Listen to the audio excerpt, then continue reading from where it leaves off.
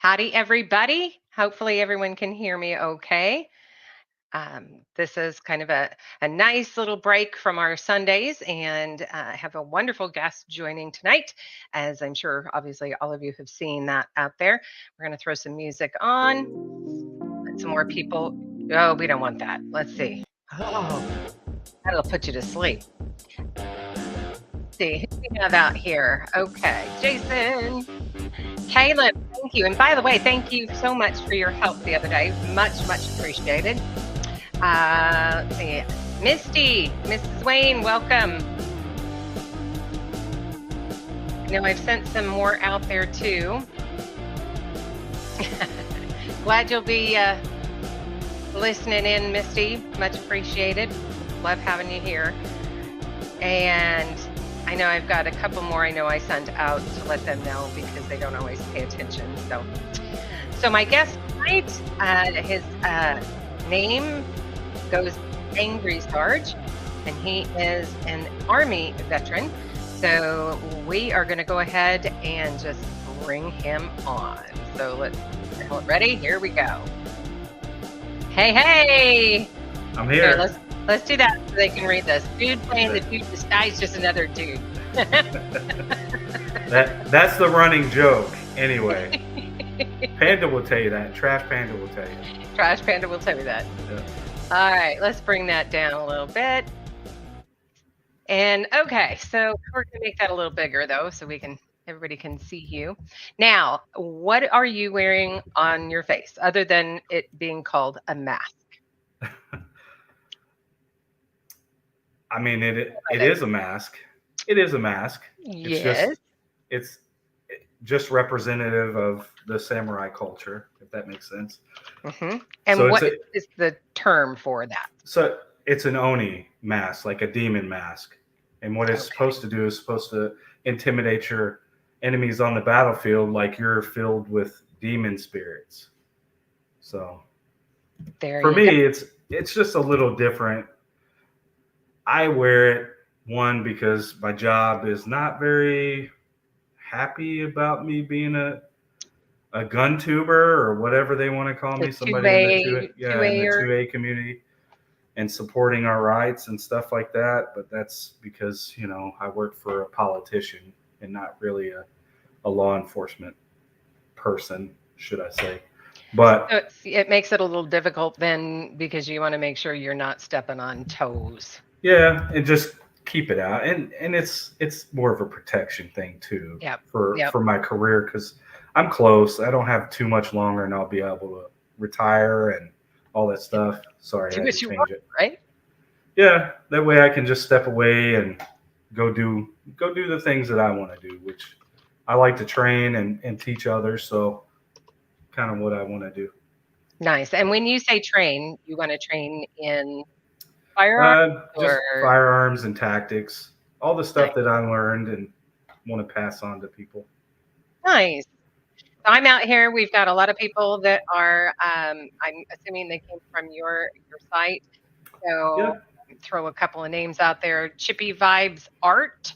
We've got Benchies Go Boom. That's always a good one. And Marconi Armory. So welcome to each and every one of you. We really appreciate you dropping in and joining us today for the conversation. So you got something to drink? You ready to go?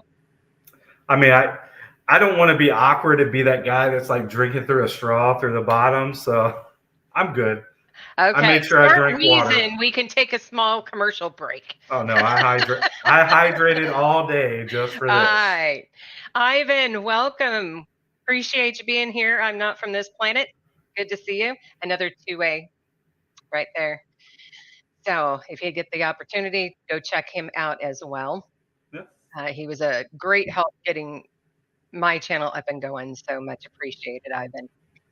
All right. So let's start back to your childhood. Tell me a little bit about that and kind of what was that like? And then, your education up until you got into the military. Okay, so this will be fun because some people do know because I have done this, I guess, kind of interview before. Mm-hmm. So my people will know, but for the new people that don't know, I'm gonna be that, I guess. I won't say stereotypical kind of story, but I come from a broken home.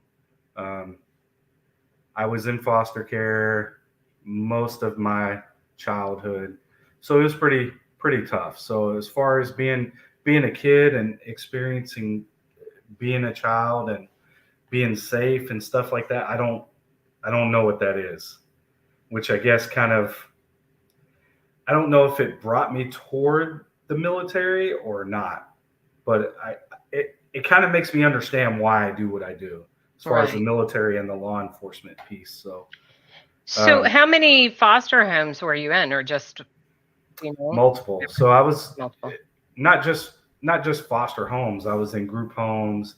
I was in institutions where they were locked down correction facilities because they could not find a foster home to place me. So they put me in these correction institutes for bad kids, basically. So, were you troubled then? Had gotten to No, I mean, I disciplinary had, things? I'll say I had some issues, yes, Okay. but that wasn't the reason why I was there. It Okay. was it was only because they couldn't place me in a foster home Yeah. Yeah. because I was high risk is what they said. They said I was high risk. So Okay. And so, how was school for you then? it wasn't bad, honestly. I really didn't get picked on. I think the only couple years that I got picked on was my last year in middle school and kind of a little bit into my freshman year because kids were just like, oh, you don't live with your parents, and they don't understand that not everybody has that Yeah. luxury or gets to grow up and with their family and stuff like that. So And kids can um, be mean. oh yeah, I mean, They don't know any better, but yeah. Yeah, teachers teachers. too. Mhm. I had one openly criticize me in class, which caused me to get suspended from school because she said, something about me being in foster care and stuff, and I kind of took that back to her because I wasn't going to put up with it, you Well, know. you put it So out there and people will know not to mess with you. yeah. Well, I mean, I'm not one of those guys that's like a bully or anything like that. I hate bullies. I'll tell you that. I mean, I'm the kind of guy that I've I've gotten beat down quite a few times protecting other kids. So I think that's where that protector instinct comes from and why I do what I do, because I feel like that's my role, that's my purpose throughout my life. And that makes sense. So let's see. Tech lovers said, oh, wait. Oh, thank you. Appreciate that. I didn't post that one on purpose. I actually meant to right as I was clicking on the one above it. Not tooting my own horn or anything. Appreciate it. Thank you. No, I mean, I may not be the best. I don't really see that because I'm really a humble guy, but thank you so much. I appreciate that. Well, the fact that you came on to share, your story with us and help me out, you're the best. I'm telling you. But Say that about I every also guest. So I also want to apologize to people. If you're wondering why I look like I just got off work, I did. I it's the haven't even had hair. time to change. That it's a dead giveaway. Yep. As soon as I flipped it back, that was it. You're like you can't see anything. I You know. look like you're loaded for bear. Ron Wayne, welcome. Yeah, it's good to see you. Good to see you. Yep, there you go. So I figured you guys would know each other, Oh yeah. kind of run in the same YouTube circles. Well, that's how I found you, Yep. was Yeah, through Ron was him. the one So who told me to get in touch with you. yeah. So much, much appreciated there. Um, okay, so when you got into high school, was there any kind of path that you were taking? How Well, were you in school, so in high school? at one of the group homes I was in, um, I was looking at playing basketball because I was a sports kid. I played little league baseball and stuff like that, Nice. and that's kind of the route that I wanted to go. But then I found basketball in one of the institutions I was in, and the last foster home that I went before I transitioned out, they wouldn't let me play. I actually had a scholarship to a university if I played through high school, And they and wouldn't let you play. yeah, they wouldn't let me play. So, Did they say why they wouldn't let you play?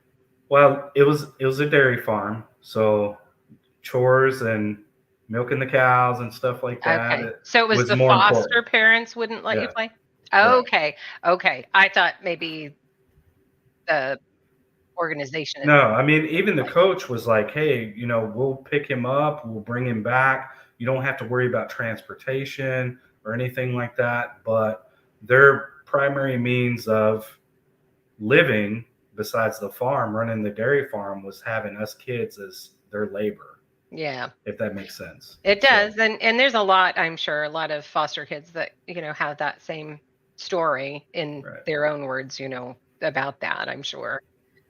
So at what stage in all of this then did you consider or start thinking about maybe joining the military? That's the hard part because I never thought about it because I was abused and stuff throughout my childhood. And one of my abusers was a former drill sergeant in the army, stuff like that. So it kind of, I didn't want that path because that's what Mhm. I thought the military was a path of just bad people, right? Because I don't know any better. My Right. only experience is with someone who that's what they do. They're an abuser. So um, I actually got invited to go to VMI and And that turn is that Virginia Military Institute okay. um, to commission, and I didn't take it because I was getting close to being 18. I was 17. I was like, I just want to go home, be with my mom, stuff like that. So it wasn't really a concern. Where I joined the military was when I got home. My stepdad, who was the only father figure I knew, he was in the army, and he he's been more of a positive mentor to me as far as a father role model. Even though now I'm older, I didn't get to spend that time with him when I was young, except a very very minute period between being in foster care at one point and then being home and then back in foster care before we got taken away. Okay. So go back to that timeline then. So how old were you when you first went into foster care? Do you know? I Best think guess. we I think I was maybe like 5 or 6. Okay. And then your mom got custody of you again? Yeah, so at one point she was granted custody again, and then we were with her for just a couple more years, and then it happened all over again. Okay. So All right. in my situation, like my sisters were taken away, and they were trying to hide me. So we were traveling all over the U.S. All trying to right. avoid me being taken away.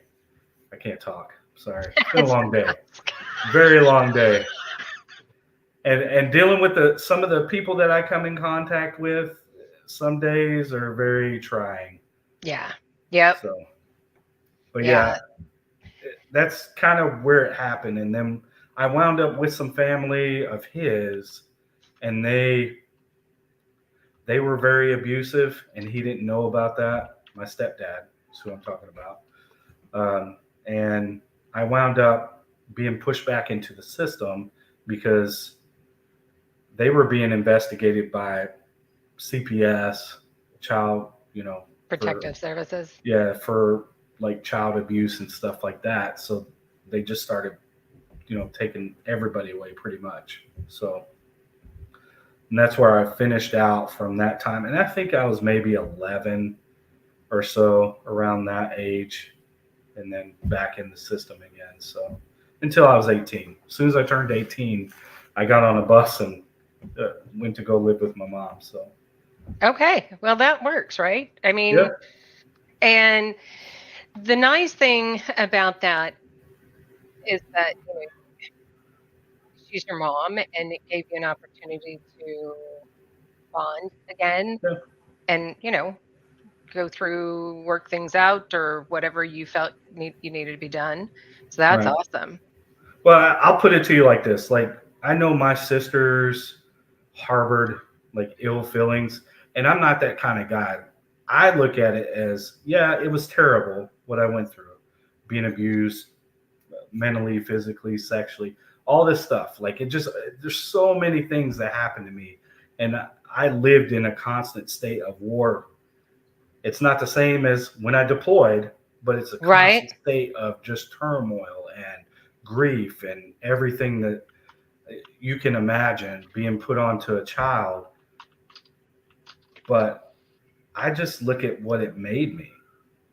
Like I'm so much better because and it's not like I'm praising, oh my God, I got abused. So that made me the best person ever because I got abused. Right. It's No, no, it's that you're able to handle trauma better right. because Very you know how to resilient. deal with it.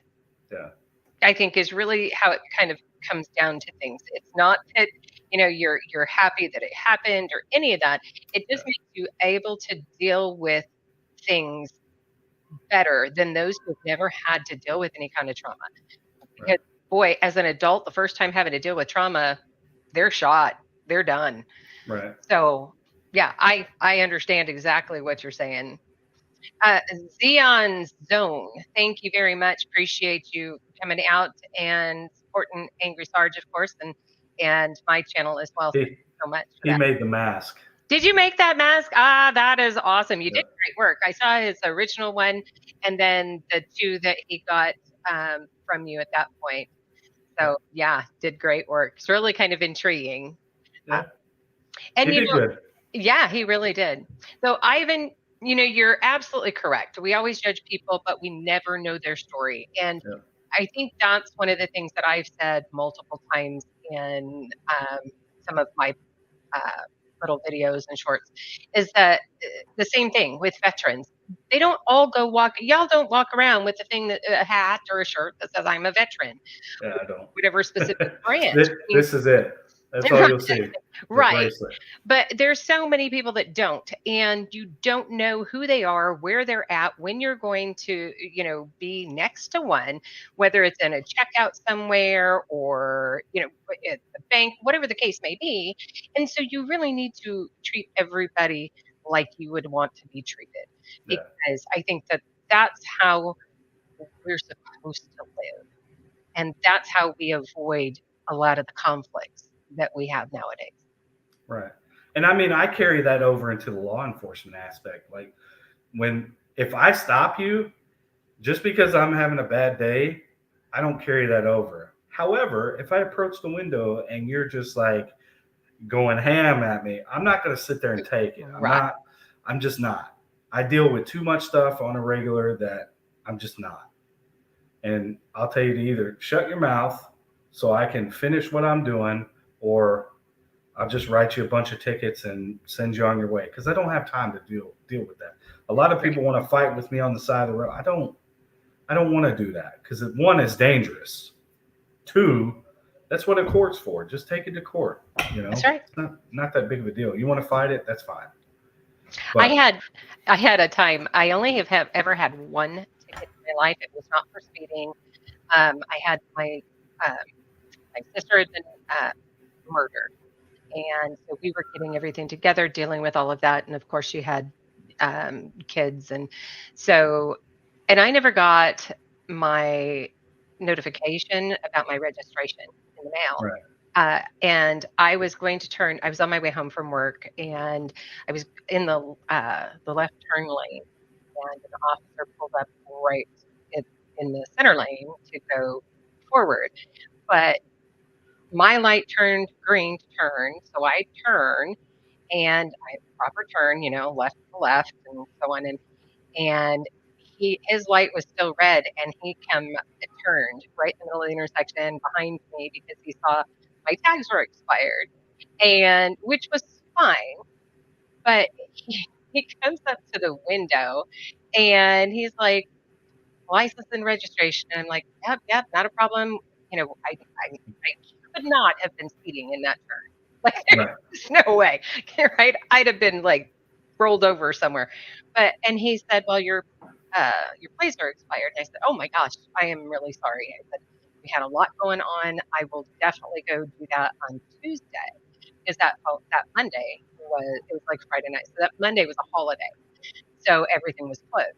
So he goes, "Yeah, that way you can make sure you get a paycheck." And I'm looking at him going, truly, I no doubt I make way more money than you do because y'all get paid crap.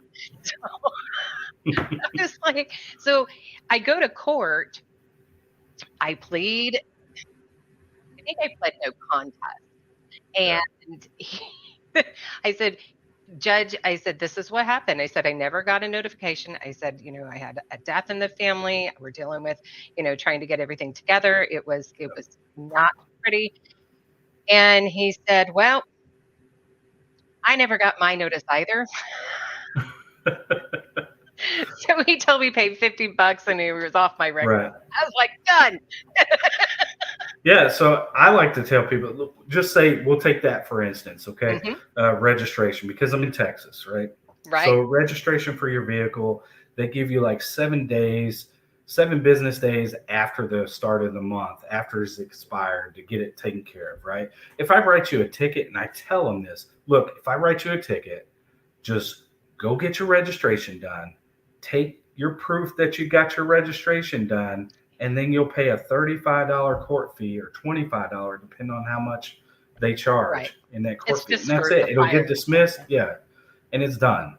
Yeah. I call it a fix it ticket. Yeah. But But this guy was just like, I don't know what he was thinking, though. I mean, it was like, and granted, the car was not the best. However, it was back in early 90s and it was a 89 Mercury Topaz. okay. But, Yeah. I mean, I'm dressed coming from work and oh yeah, but he was just like, oh, almost like a chauvinistic kind of individual. And I was like, Yeah. can I have my ticket, please? I mean, I've done that. I will tell you, like last year, I tried to make it a point to go one whole year without writing a ticket. One whole year, and I I couldn't do it. love that. I couldn't do it. I had one that she kept, and I was like, "Ma'am, I'm not trying to write you a ticket." And she just kept pushing, and she was Yeah. like, "All right, I guess you're gonna get a ticket now." So Yeah. this year, that's my goal this year, because you have to do it once in your career, Right. you know, Yeah. or at least that's how For I all of feel. you Because in Texas, when you watch this show, follow the speed limit. Make sure you follow all the traffic laws. And if you do get pulled over by an officer, make sure that you're polite and kind so that you can probably get out of a ticket. You never know. possibly, It yeah, might be Angry Sarge, yeah. If it's me, just everything's okay. I'm not right? trying to write. Trust me. There you go. Because it's a pain going from one county to the next. It, the difference between now you have to write an affidavit for a ticket that Yeah. is my proof is on the ticket. I mean, I'm not used to that, so I'm like I'm not. It ain't worth it to me. So You don't have quotas you have to meet? no, mm-mm. You That's never know. That's kind of the so running theme or the running thing that people say is, "Oh yeah, they ticketed me because they've got to meet a quota." so I won't say that there's. I can't say that there's not a quota because you got to think about it like this. Okay, traffic units. What do they get paid to do? Write tickets. Yeah. That's their job, to write tickets. Patrol units, we have a little bit more discretion because I'm not out there specifically hunting down speeders or people not wearing their seatbelt or things like that. The things that they're going to write you tickets for. That's their whole job. So if you get stopped by a motor jock, you're probably going to get a ticket. Right? Yeah. So Um, let's see. So you ended yeah, up, go yeah, ahead. that was kind of our little, Yeah, little sidebar. yeah, it's okay. Um, so you end up, your stepdad Yeah. was in the military, and so did you say does he suggest this to you? No, so he was in the National Guard. He at that point, I think he had done like 17 years of active duty and reserve time and all that stuff. And I just saw what he was doing, and then I approached him and I was like, "Hey, should I do this? Is this me?" And he's like, "I don't know, buddy. It's up to you." And I was like, "Okay." And then I started asking, what's going to benefit me out of this? What I mean, am I going to be able to get a job? Because I don't know. I don't know anything. I'm like, what do I do if I don't like it? And then I'm done, after my enlistment. Right. And he's like, whatever you want to do. I mean, he wasn't very helpful. I'll tell you that. But he wasn't going to push me either. He wasn't going to push that on me. So I wound up joining. I joined the National Guard first because I didn't know if I was going to do the whole active duty thing or if I was going to go to school or what. I really didn't know. And then I was kind of in the beginning looking at law enforcement, but I wasn't too sure, so I never pulled the trigger. I just kind of was like, no, I'm not sure. So after 9/11, I was actually in AIT when 9/11 happened. That kind of just flipped a switch, and I was like, we're going to war. Somebody's got to do it. Maybe it should be me, type thing, right? So I when I got done, and they were all like, "Oh, you're going to Afghanistan, going all this stuff," freaking out, because we didn't know. When I got back to the unit, I was like, I want to go active duty. And they're like, my first sergeant was like, "Hey, just go talk to a recruiter. I got one." And that's where it kind of started me into that arena of being active duty. And at this point, I'm active duty. I went to the 7th Cav. I got to choose my unit, and I said this on a previous interview, which I didn't know anything about it, but while I was in the Guard, I was in a tank unit, an armor unit, and one of the guys that worked at General Dynamics as a civilian, he was like, "Hey, go to this unit. This is the best unit that 1st Cav has. So you want to go there?" And I was like, "Well, why do I want to go there?" Right. What makes it? Yeah. And he was like, "They're a recon squadron for the division. They get all the good toys, all the new equipment, all the new gear, everything. So they get priority on everything because of the recon squadron." And I was like, "Okay, all right, I'll give that a shot." So as soon as I got to Fort Hood, they were like, "What unit you want to go to?" "I want to go to the 7th Cav if it's available, 1/7 Cav." And he said, "Okay, here you go. Go report. You do your in processing. They give you your paperwork, and then you report. You're done." Full checklist. Yep. You'll go through. You'll get your ID. You'll get all your medical shots, all that stuff. So all the total in processing. And I went to my unit, and that's where I met, my best friend who was killed in Iraq. I met a guy that I still talk to today.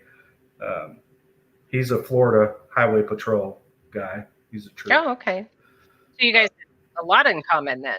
Yeah, so I actually got him hired at my first agency that I worked at. And then he didn't want to leave Florida, so his brother was FHP. They're twins. This is really weird. This is going to get weird, okay? All right. So they're twins. They've both been in the Army. They're both, active duty. One was in 3rd Infantry, and the other one was in 1st Cav with me. And the funny thing is they both went to basic training together, and they were both in the formation on We Were Soldiers when they had the formation before they deployed. Yeah. That was done at Fort Benning. And so did they just use actual soldiers from there? Actual privates. Okay. So I'm going to be pulling up this movie to rewatch. I have to say that was one of those, the first time I watched it, that was early 2000s. Right. And I cried like a baby. Yeah, The it whole was a good movie. it And really was. so I'll tell you this, like just to stand in the formation, like that battle formation before they deployed and they had the helicopters come by and all that stuff, saying they were going to Vietnam. That Hmm. formation was made up of basic trainees. Wow. Yeah. And So, and that's then he went to one great. seven. Oh, wow. Yeah. Okay. And then his brother was in 3-7. Oh, wow. So yeah, it's really weird. And then when I came over there, we met, you know, we met Plumley before he died. We met General Moore and all the guys that were at LZ X-Ray. Like it was a big thing. Every year they would all come and have a reunion with the squadron. So 17 and 27 were at Fort Hood. So Okay. they go to Fort Hood and then they go to 37.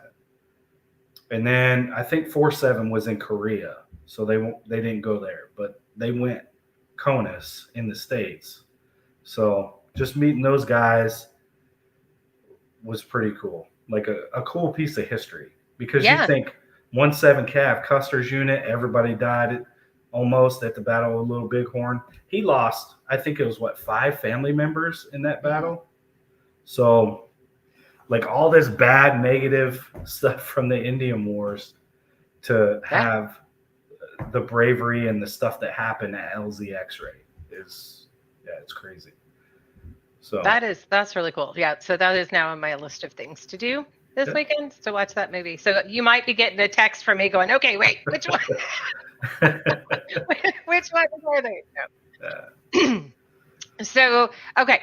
So let's go back. So did you have to go through a basic training then? Yeah, I did. I went to Fort Knox. So Okay. I I'll put it to you this way. I started my career in 2000, March of 2000. I went to basic training March or April, I think, of '01, right before the towers fell. And I finished AIT, I think it was October of '01. Okay. I went to Fort Knox, Kentucky, home of Armor then. And I was in a specialty MOS that they were experimenting at the time because they were changing. It used to be a tank mechanic was like a 45 Echo or a 45 Tango. So they were separated from hull and turret, right? 2 different jobs. One worked on hull, one worked on the turret. Well, they combined it to a 63 Alpha.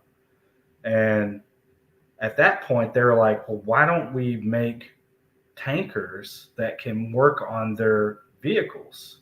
So they have a mechanic background. So I actually did both. I was Oh, a tanker and a tank mechanic.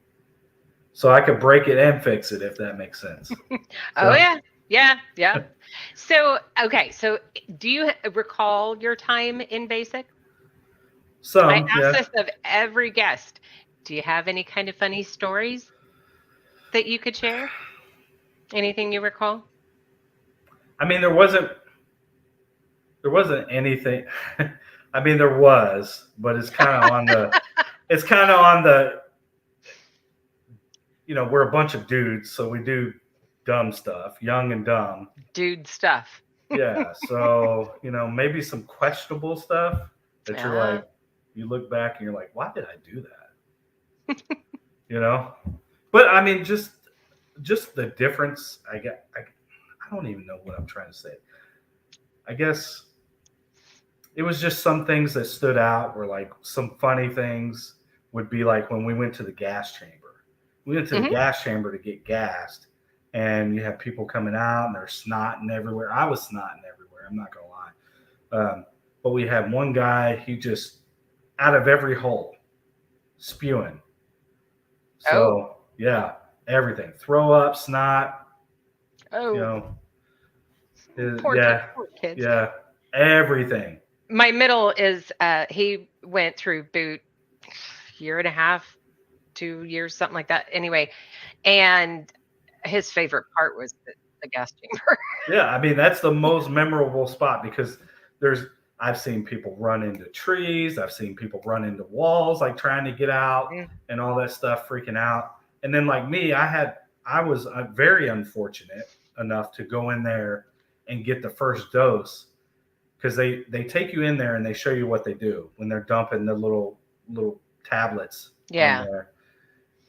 And so I had to stay in there without my mask. And I was like, I can't handle this. And they finally got me out. And then I still had to go back through it again and do the whole name, social, rank, where do you live? And they start asking you dumb questions like about family genes, and who's your favorite grandma, all this stuff, like just all this random stuff to try to get you, I guess, to not think about the pain or whatever, and you just go through it and push on. But it was very random. But one of the Wow. guys, like I said, he came out and he was blowing stuff out of every hole. Not gonna lie. Let And it I was like, while go. wow.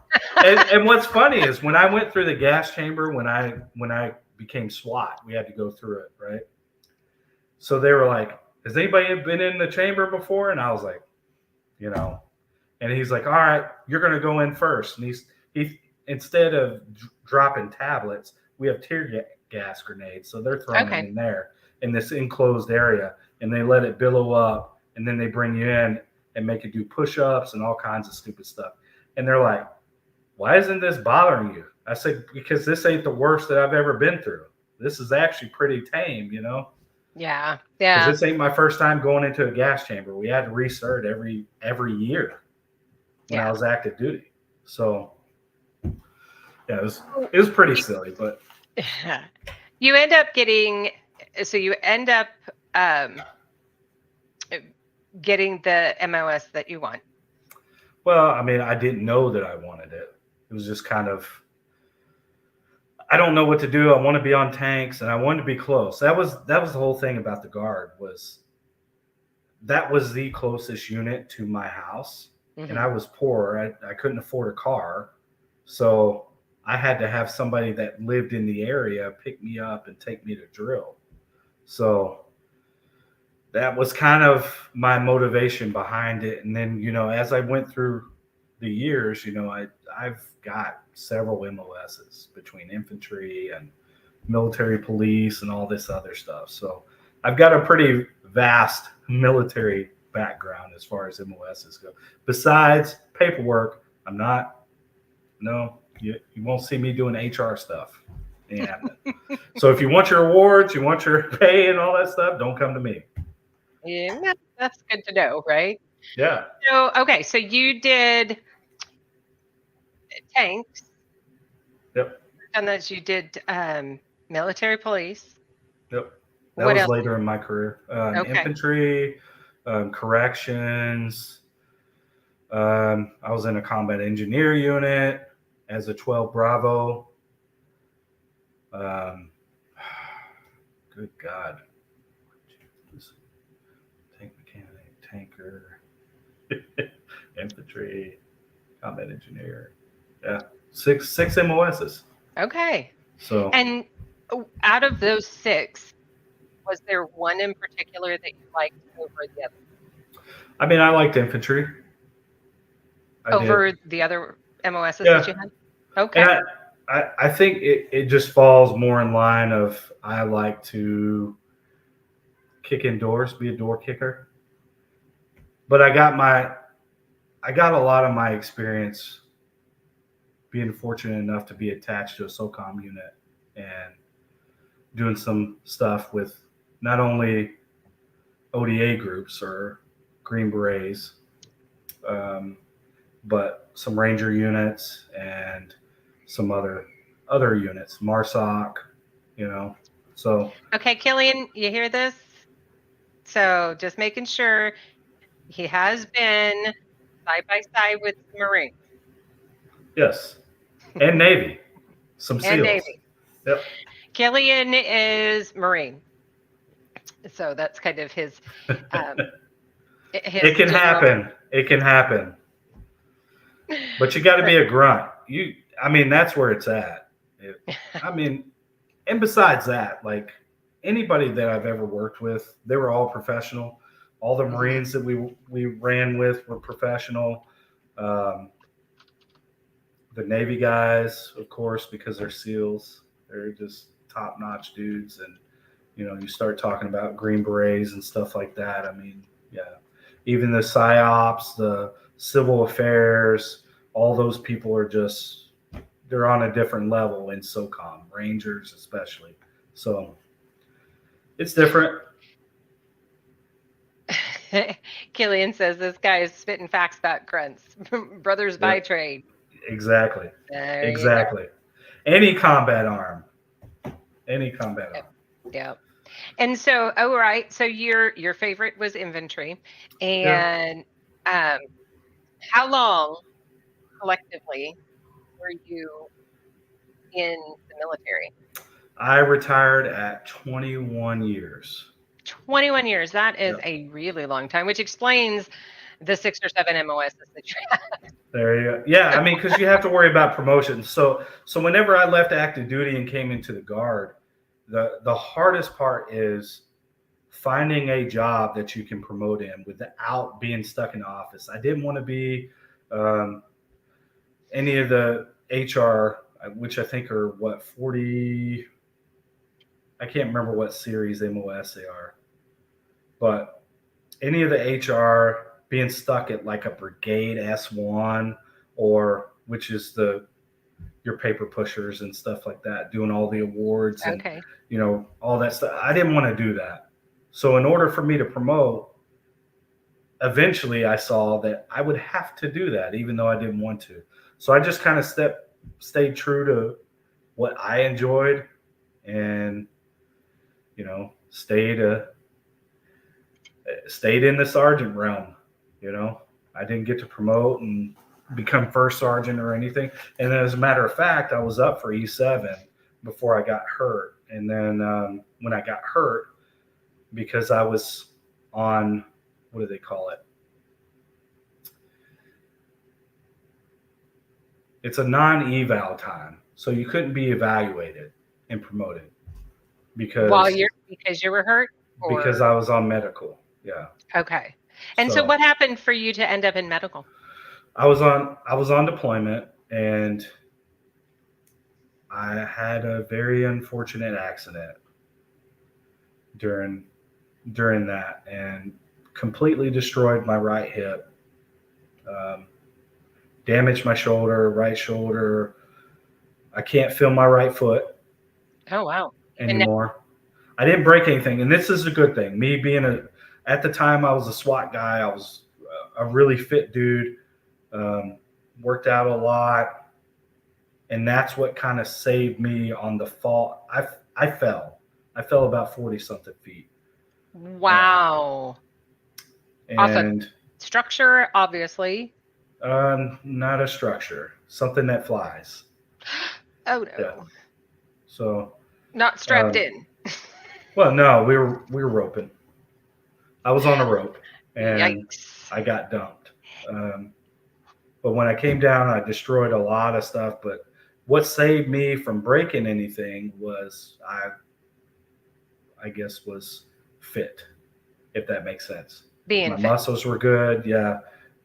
Those kind of things is what saved me. And all I did was I destroyed tissue instead of breaking bones and stuff like that, which could have been really bad, but it was still a long process. It was like almost 3 years of Oh, being, yeah, because I got medevac back.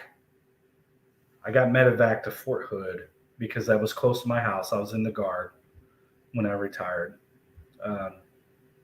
And then I was there in what they call the WTU at the time, which is a Warrior Transition Unit.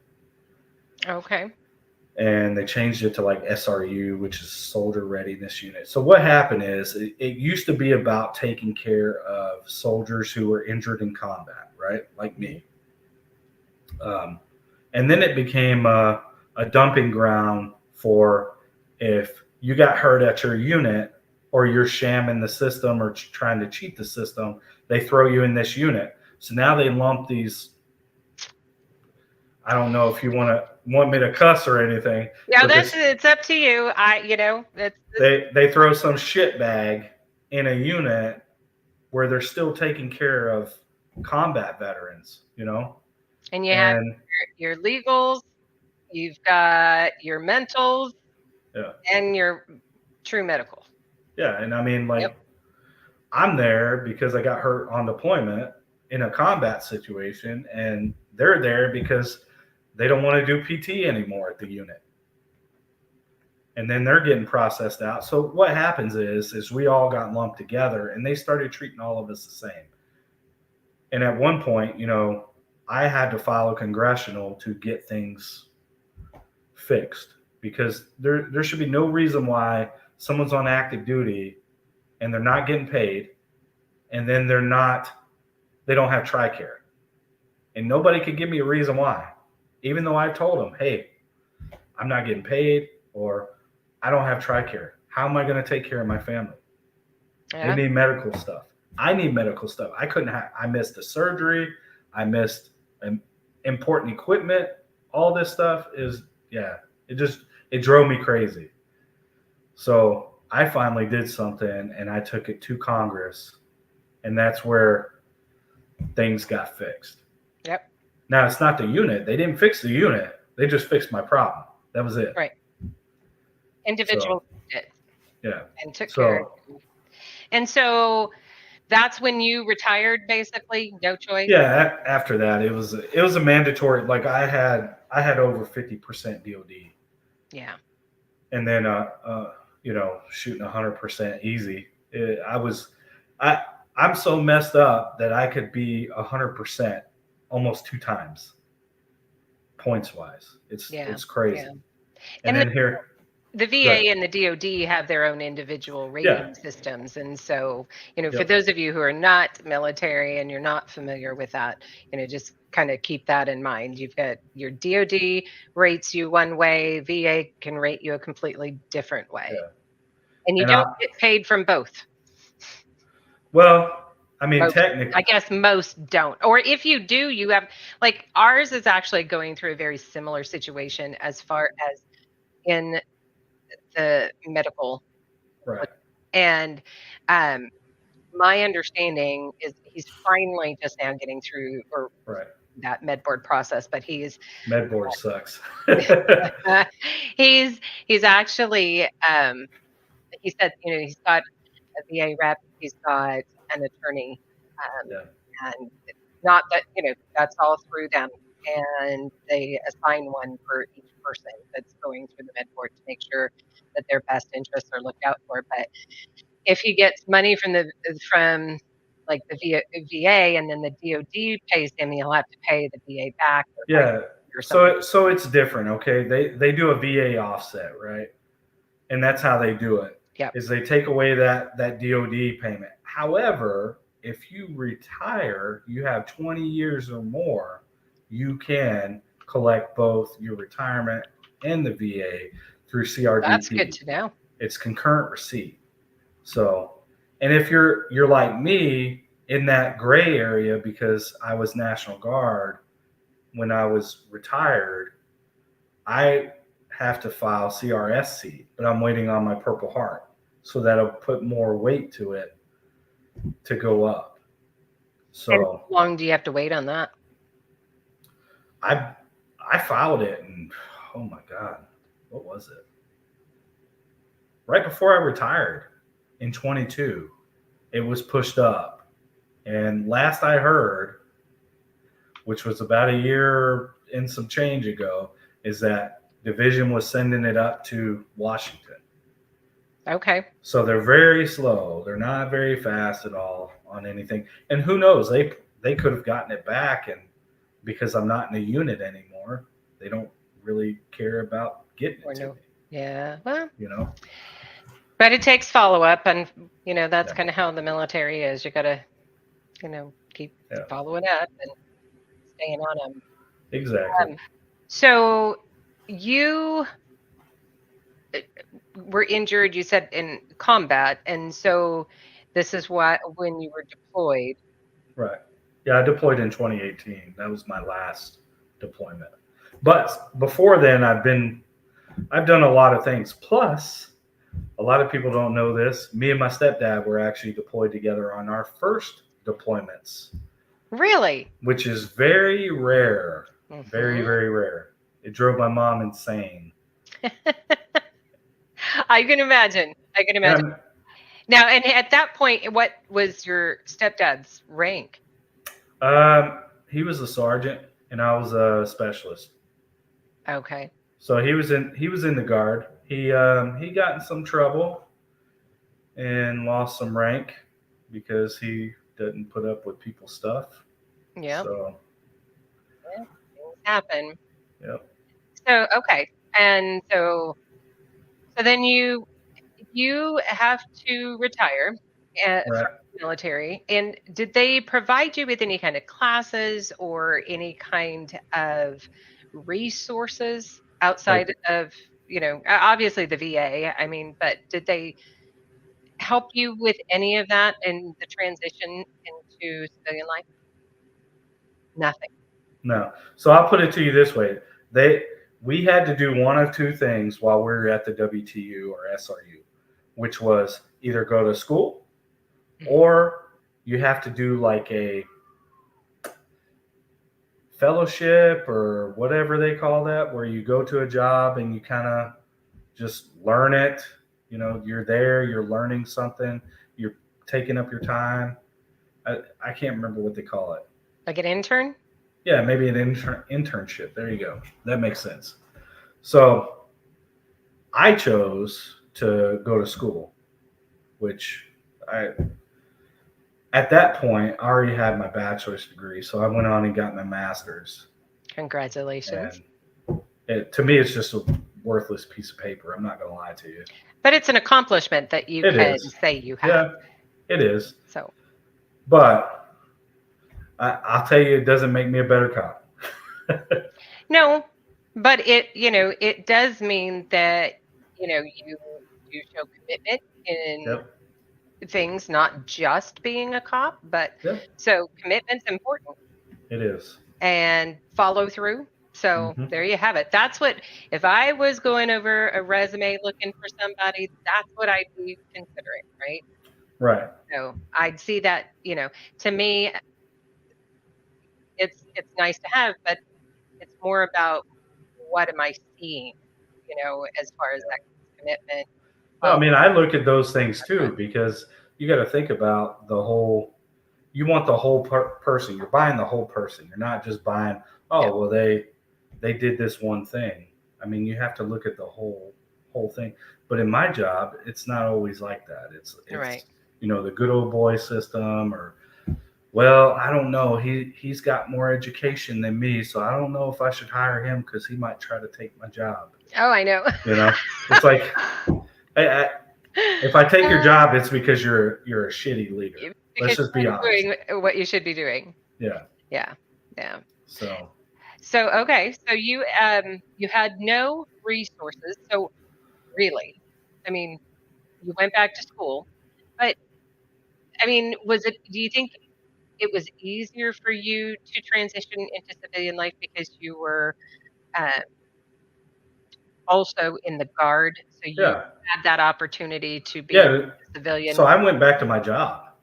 Okay. I left. I deployed while I was employed, if that makes sense. Hmm. Yep. So when I came back and I was done and I retired, I went back to my job. However, that place, I made it 2 days, and the reason why is because when I came back, there were some things before I came back that I had to address. I was in a shooting on duty, and I got sued, and the guy's still free, and I'm still kind of upset about that, especially when you try to murder a law enforcement officer and your wife Oh, the same night, and then you're free.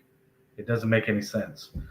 Um, but besides that, I think it just came down to when I addressed. There's two things that I addressed before I came back. I was like, I don't understand why I didn't get a Medal of Valor for that shooting because this guy ambushed me and I took the fight to him, right? I didn't go hide and cower. I took the fight to him, knowing that I could be killed because he's shooting a lever action. I think it was like a 30 or something like that. It was a Oh, 30 wow. caliber lever action rifle, Hmm. and um, I took the fight to him, and I saved his wife's life, getting a bird on ground to take her because she was shot in the face. Um, so Wow. it was really hard to process that. So I asked them about that award, and when the sheriff talked to me, he said, "Well, you're a combat veteran, and I expect you to respond the way you did. We don't award people for shooting people." I said, "Sir, you're not awarding me for shooting someone. You're awarding me for the valor that I showed during that. Like I took control of the whole situation. Granted, I was a supervisor, right? I should take control, but it's my first shooting here in the States. This wasn't combat. This wasn't Iraq or Afghanistan or Syria or Right. anywhere else. This was here in the States where during the time there were protests against us. That So makes it I tough. had to Yeah. worry about my job, whether it was a good shoot, I was going to go to prison, and then to be sued on top of it for like $500,000 was insane, right? So it was that was one of my grievances that I addressed. The second one was is I was like, hey, look, I can't wear the stuff that I used to wear around my hips anymore because it took me almost 2 years Hmm. to walk normally, you know? So he was like, at first they were doing the whole, well, we'll give you suspenders, you'll be fine. Put suspenders on, it'll hold your belt up, that'll take the weight off your hips, you'll be fine. I was like, what about my back? I have a back issue because of this. So you think the suspenders are going to fix that? And then we went to the whole, okay, we'll give in, we'll give you a load bearing carrier so you can wear all your gear up here and have minimal around your hip so to spread the weight out. And when I came back, this while only lasted 2 days. I came back. The first thing I'm seeing all these new people I've never seen before that had just came in after I left, and now they're supervisors, and they were mad at me for coming back and being a supervisor. They're like, how come he gets to come back and be a supervisor and then gets to wear a modified uniform? And nobody stuck up for me and said, you know what, Frank served his country, got hurt, so we're going to take care of it. None of them said that. That's terrible. They were just like, and I was like, okay, I got it. I'm tracking. And I got called into the captain's office because I made a comment about it, and they were like, well, you're acting like you are owed everything. And I was like, since when? And that's what kind of told me maybe I don't need to be here anymore Yeah. once that happened, especially when I came in and I was visibly upset turning in my gear, um, and all that stuff, and the sheriff saw me at the other end of the hall, and he just turns around and goes back into his office. Wow. So yeah, usually he'll come down the hall and say, hey Frank, how you doing, whatever. Just no, not this time. He just scooted. So Man, I'll tell you what. Well, for one thing, some people just don't know how to yeah. know.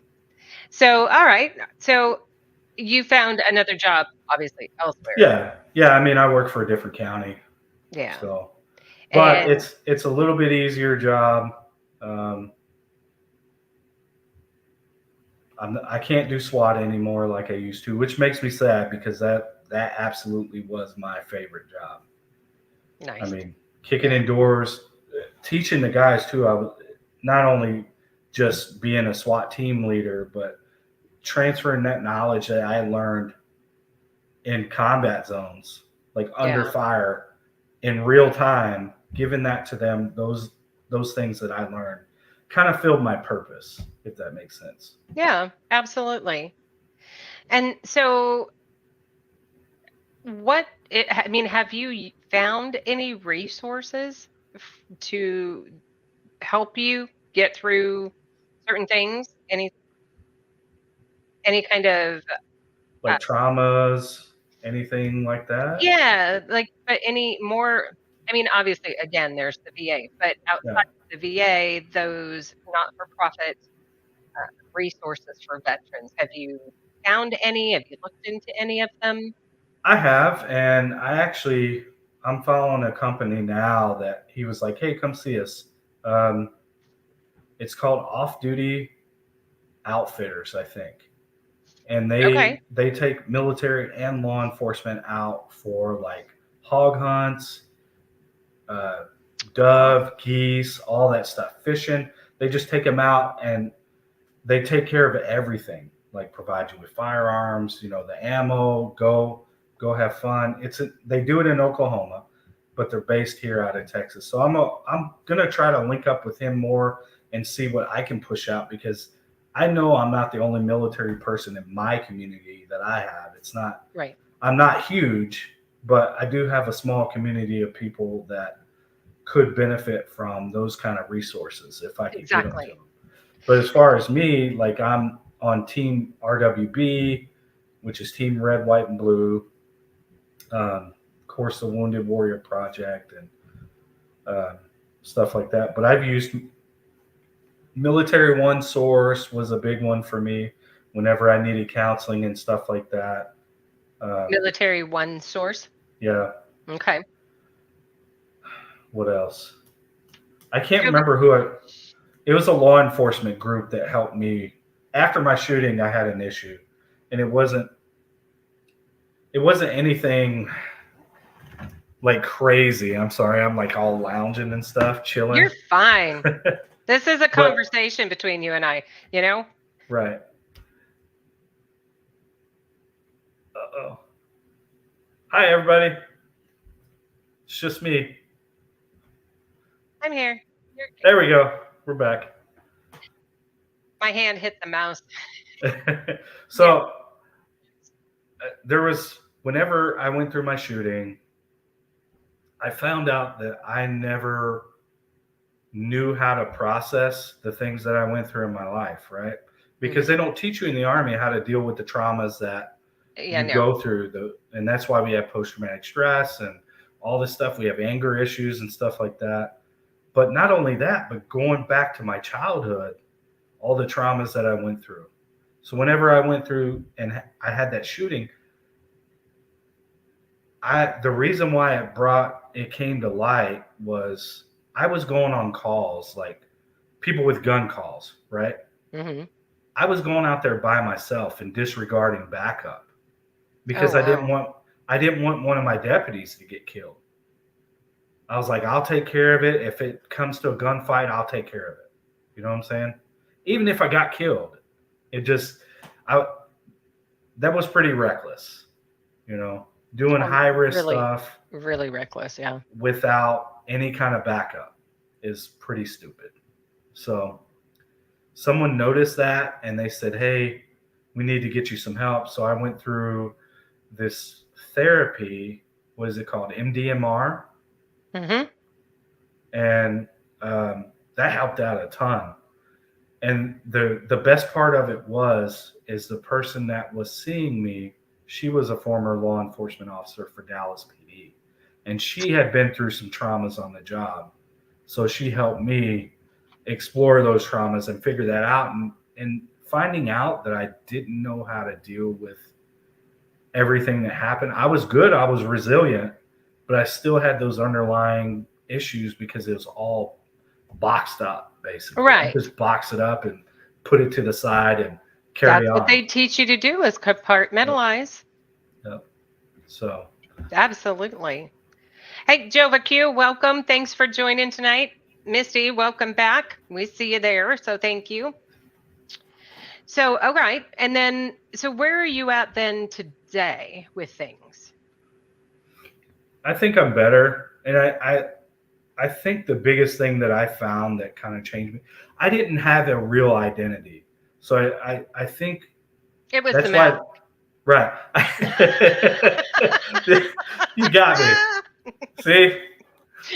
But yeah, I didn't know, like, I didn't know who I was.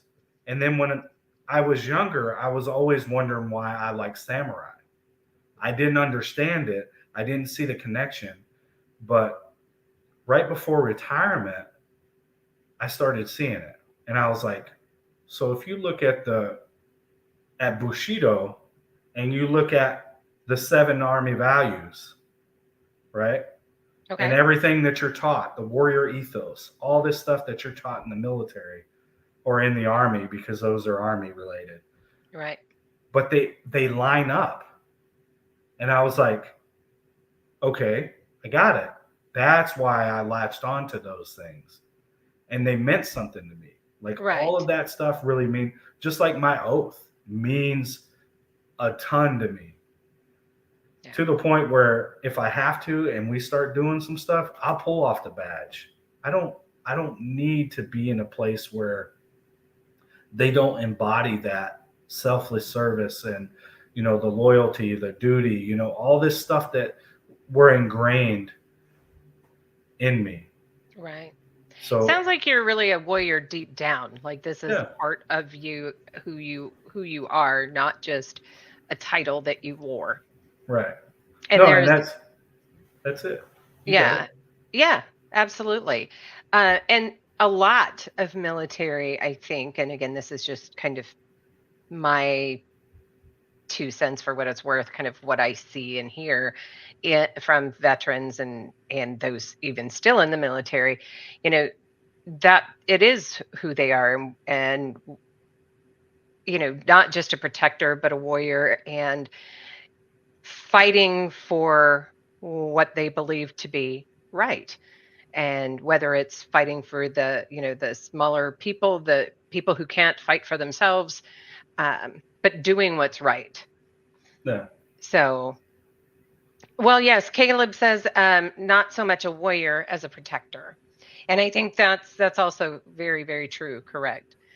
Yeah, I So, mean, there's a split duality, and here's the reason behind the mask. If you don't know and you didn't watch, the reason behind the mask, like think about it. Um, in my life, during my time in combat, the things that I've seen, the things that I've done, I was never proud of that, right?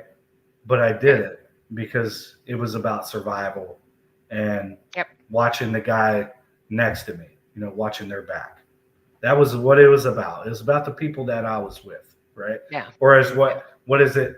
Hoot says in Black Hawk Down, say, it's about the men next to you. That's Yep. that's what it's about. Yeah. So with the mask, it's it's me showing what I've done. It's like my external way of expressing who I was, what I've Yep. done. And how you felt inside. Right. Yeah. So Yeah. it's that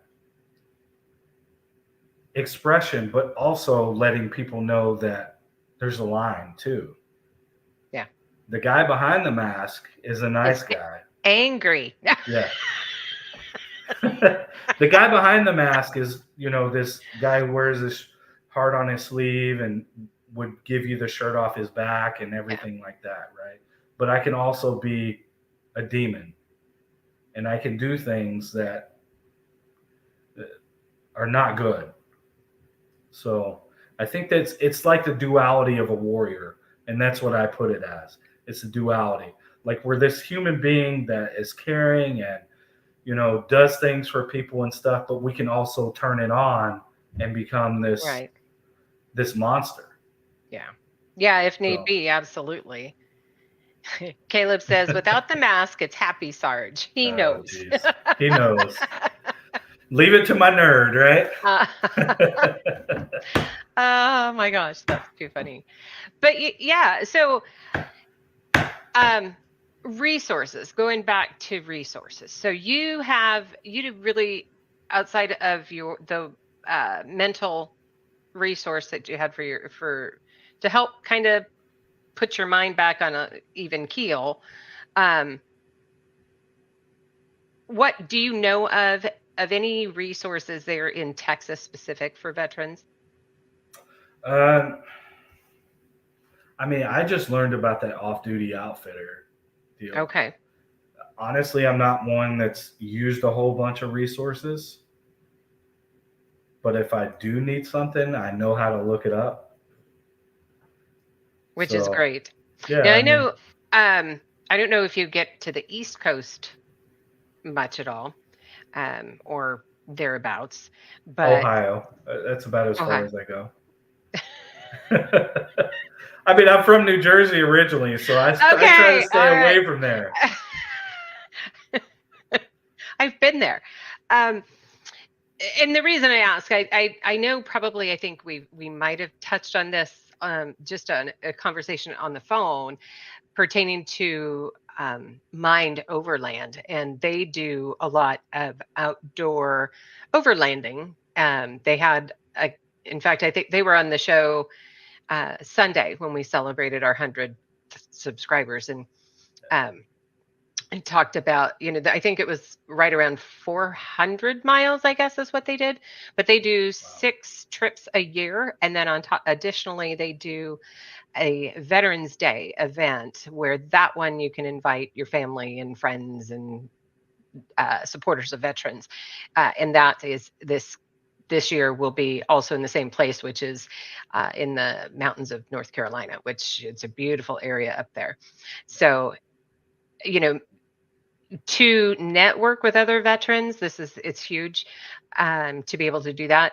Their trips that they have throughout the year, on average, I think they have about 15 spots because it's easier than the hundreds that they have, on Veterans Day all at once. Hmm. But so if you're looking to kind of spread your wings a little bit and network with some other veterans, certainly check them out. You can go out right now, I know, and register for the Veterans Day event that they have over Veterans Day weekend. And we've got our tickets because we were told we needed to do it again.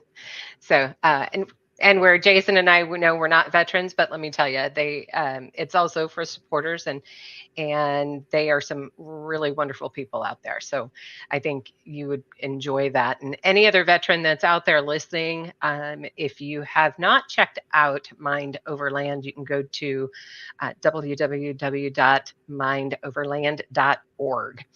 And there are 6 trips. It's like I think a $50 deposit, but then they pay for your fuel and food through the whole time. So Wow.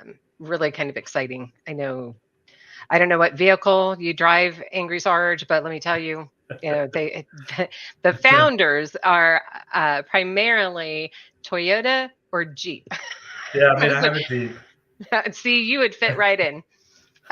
They have, and the trails that they have for the event over Veterans Day weekend, I think there was 4 or 5 different trails, and one is it's a really tough trail. I mean, they're not huge long, like hundreds of miles. You can do them in half a day or so, give or take, and back to camp. Um, but yeah, you wouldn't want to do it in anything that is not lifted I would presume for that specific trail. Yeah, Others you can just take your regular, just SUV and go. yeah. But yeah, so it's a lot of fun. Have you ever considered writing yourself a book, putting it down? I've thought about it, but I'm not. I'm not a writer. I really am not, and I think that's the hard part. Is the I can sit here and maybe talk about something, maybe teach something, and not have an issue. But when Hmm. it comes to me putting my own thoughts to paper, I can't do it. I have to Yeah. have help. So, Well, let me tell you. So, you've been following the channel now for a little bit of time, and I've had 3 authors now, Hmm. Yeah. um, and every one of them, I'm sure if, you had some questions, how to even get started, you can hit them up and they would be more than happy to kind of give you some background on how they got started, what type of material they use, or etc. So definitely, don't throw the idea completely out, because it sounds like you've got some wonderful stories that you could put out there and share with other people, other veterans as well. Yeah, I think so. One day. So yeah, yeah. So for everybody out there in the chats, if you've got some questions for Angry Sarge, go ahead and get them put in the chats for me, and then we will get those addressed. So, okay. I want to let you know. So, I did ship out your gift that you won Yay. on my show I on won. Sunday. So, you should be getting that shortly. I went ahead for everybody who did win this last Sunday. Everything went out USPS. So, with a few exceptions, because this weekend I'm actually making the tumblers for the 2 veterans. They're custom tumblers with their branch and such on it. So we'll get those out hopefully like Monday or Tuesday of next week. So, but yeah. So we have to tell everybody how difficult this was getting us together. Oh my 'Cause gosh. we have tried for a long time, and it just things Uh, just fell very badly. Like in the beginning, like when we first talked about it, I just lost my mom.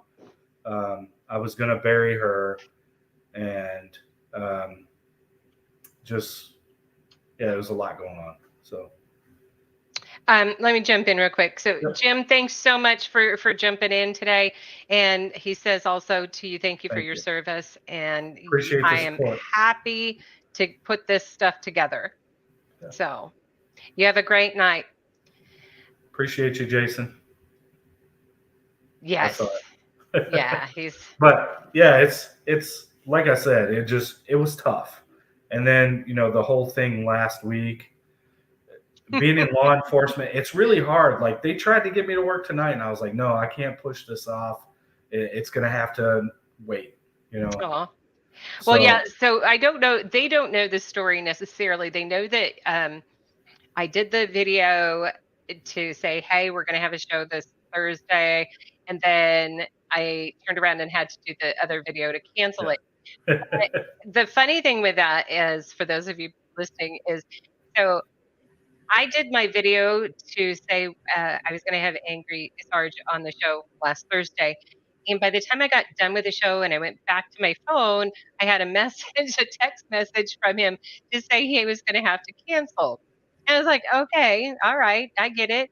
So then I went and did a secondary video to say, unfortunately, things come up and I jinxed myself and so on and so forth, and canceled it. And then by the time I go back to my phone, I gotta, well, you know what? I'll just tell him I gotta do this. And I was like, but I just canceled it. Yeah. Yeah, it was kind of crazy, but I mean that's the whole thing is I really don't know my schedule from day to, because you never know. I mean, Right. I can't predict what I'm going to stumble upon. Just like today, coming in late and stuff like that, I don't know what I'm going to stumble upon uh, in the course of my job, or realistically, if I'm going to come home. Exactly. So Exactly. So Killian's got a question for you, and he said that you mentioned Marsoc. What year were you adjacent to those guys, and are there any other infantry battalions that you got to work with? That's a great question. yeah, so from I've worked with them in '04. I've worked with them some '06, and other infantry battalions. I mean, I've been in several. 142, 143rd. Who else? God, there's so many. I've had a very long career. That's something to be proud of. Well, I guess. I mean, I look back and I'm like, where did it all go? So that's the problem. Like, I It can't flies remember like by. the PSYOP units or the civil affair units because there were so many in a short amount of time that you work with. Like I can't even remember who was all a part of Task Force 626 Baghdad. I can't remember, but there were so many different units, and so like even when we went into Fallujah, like 1727, all the Marine units that they had, the MEFs, uh, everything that was on the ground at the time. I can't remember all that stuff. It's so crazy because you're Yeah. talking about 2004, 2005. That's a long time ago. So just definitely quite a few units. Yeah. Yeah, for sure. So Ron Wayne says this has been a great show, and thanks so much for finding the time to come on, Sarge. Prayers for comfort for your loss, brother. Thank you, Ron. Appreciate that. Ron's a great guy, isn't he? Yeah, yeah. I mean, I follow his stuff. I know he doesn't see me comment a lot, but I try to like every one of y'all stuff. yeah, yeah, and we really appreciate that. Um, Caleb says gonna have to put together a timeline. I know, Okay, right? Caleb, if you have any fun stories about Angry Sarge, throw it out there for me. Killian says, Roger, that was a rough time frame that the senior force recon guys started at MARSOC in the JSOC community. Yeah. Wow. Yeah. Yeah. See. Yeah. Oh, there's so many changes going on, especially just in SOCOM in general, like who is being added and stuff like that. Because you got to think about it. We started off conventional when we pushed into Iraq, right? Started off Hmm. conventional, and then you have the unconventional side in Afghanistan that's going on at the same time. And then they're like, "Oh, we got to build up our SOCOM units," and then it's just dumping stuff. Yeah. Uh, Yeah. How much to delete the Call of Duty footage? this guy. Oh, Xeons. Zion's Yeah. parents has some stories. That's funny. Do we have any other questions? Feel free, as I said, get those out in the chat. I might not remember everything. I'll be honest with you. I do have traumatic brain injury. When I fell, I destroyed my helmet and Ugh. suffered a very bad injury. So, And not to make light of that, but speaking of helmets, you have a video on your own channel uh, that has your mask attached to your one of your or a yep, helmet. yep. Know that that's specifically your combat helmet, but You know, yeah, there you go. well, over here. It, Sorry. yeah, I saw it, but it's interesting. It actually, I mean, the setup is really impressive. So if you haven't seen that, check him out. You can search for Angry Sarge in YouTube, and you'll see it because he'll have Yeah, like three, I think, total masks sitting right. there that you know can look at.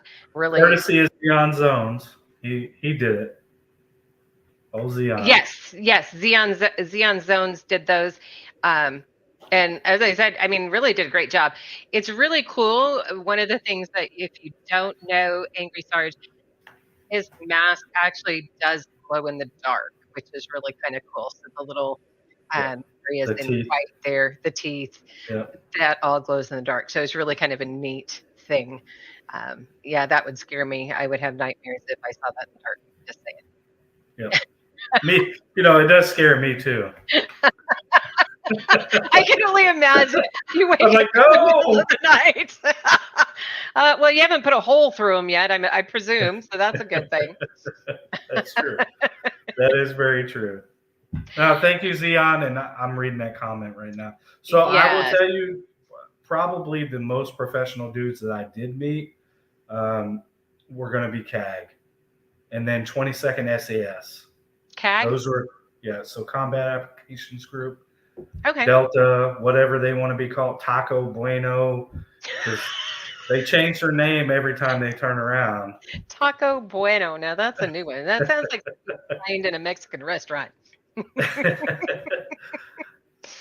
But yeah, I mean, those guys were really cool. And the other cool part is like meeting, let's just say, have you ever heard of Ronin Tactics? Mhm. Okay, so Ronin Tactics, 2 Lamb, retired Master Sergeant from Delta Force, CAG, like I said, whatever they want to be called today. Right. Ice, uh, vanilla cupcakes. I mean, I don't know. So, I feel like they meeting would just two. like roll a dice and it has different names on it and depending upon oh my gosh. So, like, I met two during a SWAT conference, and he was teaching some stuff to SWAT units. Like, he was teaching a course there. So, being privileged enough to even meet him after the fact, after his Army career was done. Um, Come on, Z. Stop messing with me, bro. I had to throw that up there. It was following along. It was perfect. Taco Bueno, we bring the heat. I love it. That's hilarious. That was sorry, couldn't resist. Jeez. But yeah, I mean, I met 2 Lamb, really great guy. I'm I'm I won't say that I'm like him because I'm nowhere close to that dude. Like that dude is legit, right? But I do look at the Ronin side, and now if you don't know what a Ronin is a masterless samurai, right? He doesn't Mhm. have a master, he doesn't serve anybody anymore. He serves himself, right? There's a movie. What is it 13th Ronin? What was that? 47 Ronin. Yeah, that's 47. Yeah, that's it. That was the one. Yeah. Um, so for him to bring, I guess, the samurai culture in there with him being Vietnamese, not from Japan, but bringing that to light really kind of inspired me to kind of move the way that I did. And I even sent him a letter. Like I sent him a letter with all my patches and stuff and said, "Hey, thank you. I appreciate you doing that. Thank you for the support." Because he had shared one of my posts on Instagram or something like that I tagged him in. So I was like, "Hey, that was cool. Can I send you a patch? I have your patches. I have one of your coins, stuff like that, right?" So just dudes like that are humble, and they know that they can be badasses, but they're just still dudes that you can come approach and all that stuff. So Yeah. Yeah. that hopefully that answered your question. And I see the SAS. Yeah, they are legit, like scary legit. Yeah. So Shout and out they to the talk funny. redcoats. And they They, talk funny? they talk funny. I love it. It's great. They're How really good dudes how do they talk funny? because their English is different. They say weird stuff. I mean, I'm Okay. sure I'm sure I say weird stuff too, but you know. Oh my gosh, that's hilarious. Oh, that's great fun. Um, again, a big, big shout out to hold up. I got you here. Hang on a second. Caleb. I really want to say thank you again for your help. We did figure out the situation from last Sunday, which not being able to have the audio when I shared my screen. And it was because I was using DuckDuckGo instead of Chrome. And the StreamYard and DuckDuckGo are not compatible. So, Yeah. Caleb, They don't like each other. they do not. And that's why I told you have to get a nerd. I'm stealing Caleb from you. No. Look, I give him all the snacks right now. Ah, well, if he were closer, we just invite him over and feed him well, you know? Yeah, that's true. He's definitely a lot closer to you than me. Ah, I'll say well, there you that. go. So, see? No, but I definitely appreciate all your help there. And yeah, please, please make sure that you guys hit that thumbs up button. And when we finish up here, make sure that you subscribe if you haven't already. If you're joining for the first time, subscribe and then put a comment out there for me. Let me know Yeah, that you watched that. I agree. It, And yeah, and my I'll say husband. this about me if I can. If Yeah, you go for it. if you check out my content and you like it and you want to be there, please subscribe. I've got a link tree. I have my own community. If you build firearms, you like training. I mean, I'm starting to try to build up the training side of it. But if you like that kind of stuff, go into my Discord, whatever. We're all a community. We try to take care of each other. Like That's awesome.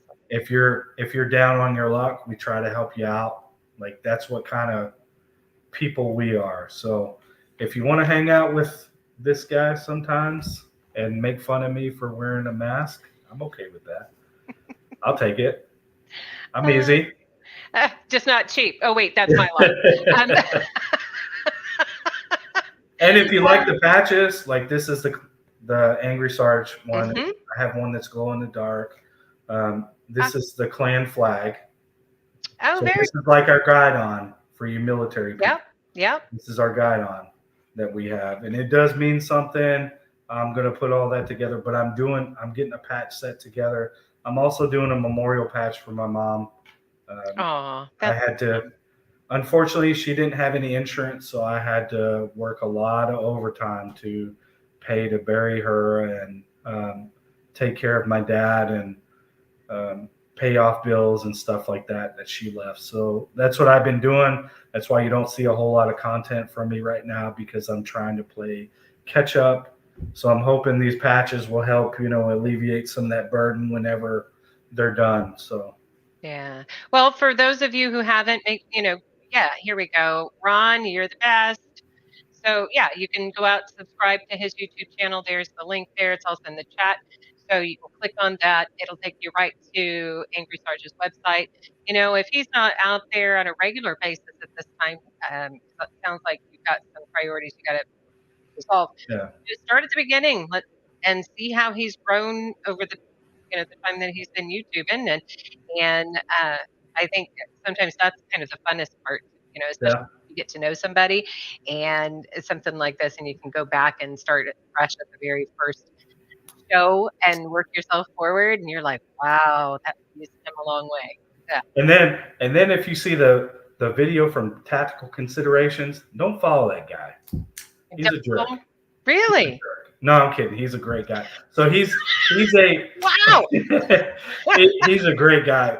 Awesome dude. So he's a former Army Ranger. He was in battalion, Oh second wow. battalion. He left there and now he's a cop. And he was actually in a shooting as well. And I hope one day me and him can get together and talk about our shootings together on a live once he retires. I don't care. I'll even show my body cam footage. I don't. It doesn't bother me because it was a Right. different job. But really good dude. Donut operator played his shooting, so he got some views off that. But yeah, he's a great. And you're gonna send him my information, right? So we can get him on here.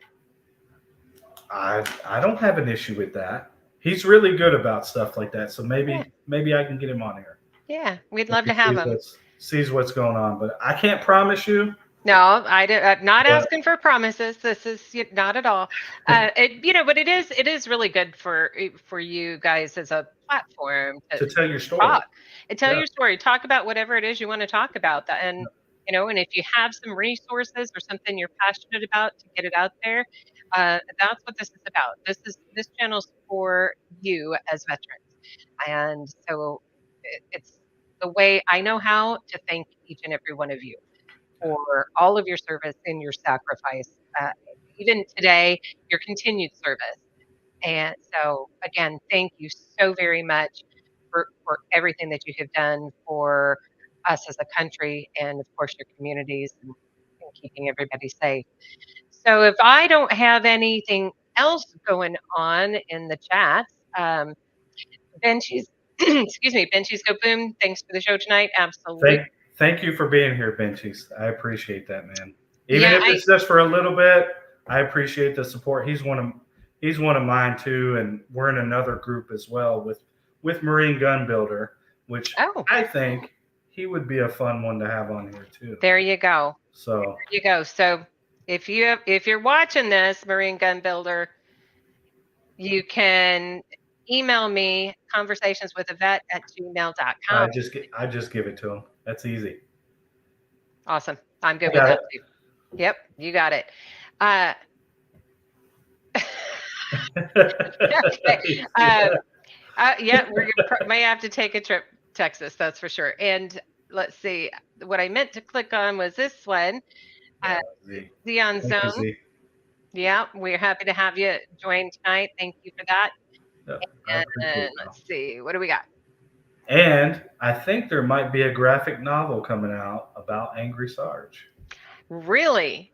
It's in the works. I'm not going to say anything too No, much. I that's might be all looking right. for an illustrator, so Wow, well, there you go. Well, I'll be looking for a signed copy because if you like zombies and stuff.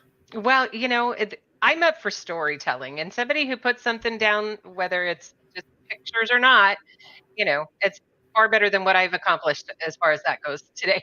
So I've started like 3 different books and I have not completed a single one. That's So, funny. Appreciate you, Ron. Thank you, man. I uh, appreciate you turning me on to the channel, man. yes, Killian, we haven't left just yet. So, yeah, but as far as headed to Texas, I think if that's what you mean, no, we won't leave without you. So, yes, Dad says you can come too, by the way.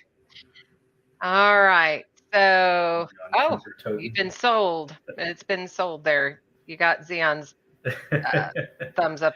Yeah, we're working on something. I had a, believe it or not, I had somebody that just started following me on Instagram, and I had a conversation with him, just a little thing, and he was asking questions. And of course, I'm a really nice guy, I encourage people and stuff like that. And the next thing you know, he's just like, "Hey, I got this great idea. Let's do this." And then he just starts spitting it out. He's like, "Give me some military terms." So I started breaking it, and it just became like this thing. And he's like, "Okay, I'll have you something done in a couple weeks." Wow. That's huge. Killian says it sounds like you need a two-man in that novel. Only if you want to be a sidekick, Killian.